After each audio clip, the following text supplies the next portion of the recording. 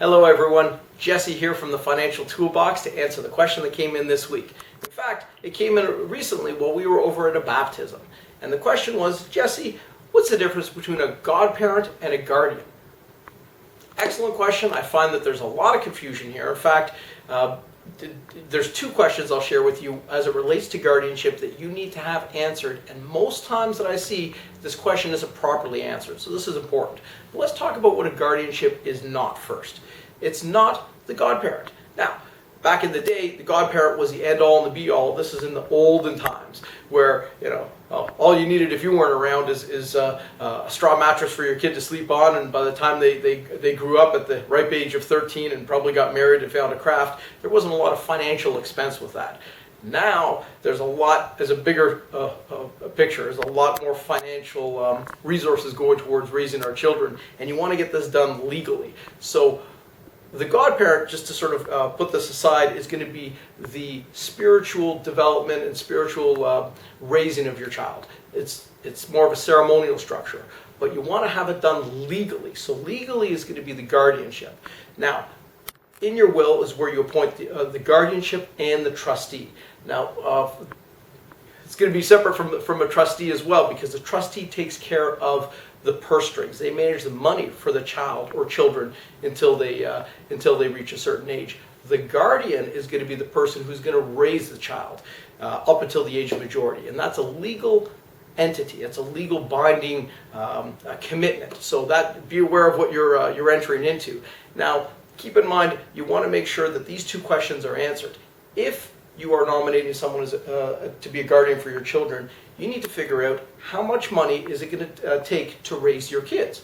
Well, that's an important thing. I have found very few people who've done these calculations properly.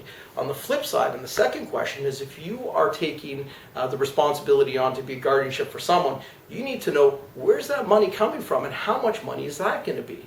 So when it comes down to it, sometimes people have enough money in their estates from the residue of selling the property, but most times it's going to come from an insurance policy that has to be set up properly once you've done these calculations.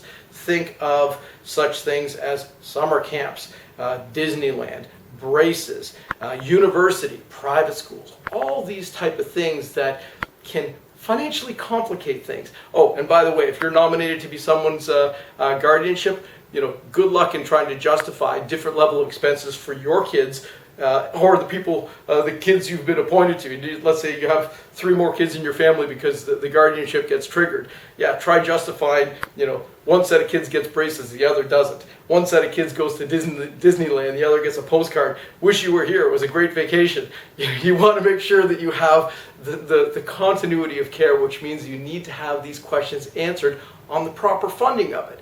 Once you get that done, then you need to set up the proper resources to get this funded properly.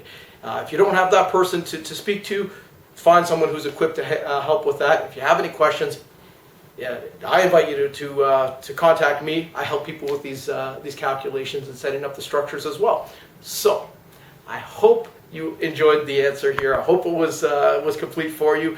Please like my video. Give it a like on the right below, in fact.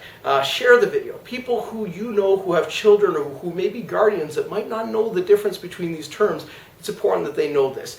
Subscribe to the channel. Keep your questions coming in. I love answering the questions. Jesse from the Financial Toolbox, signing off for this week.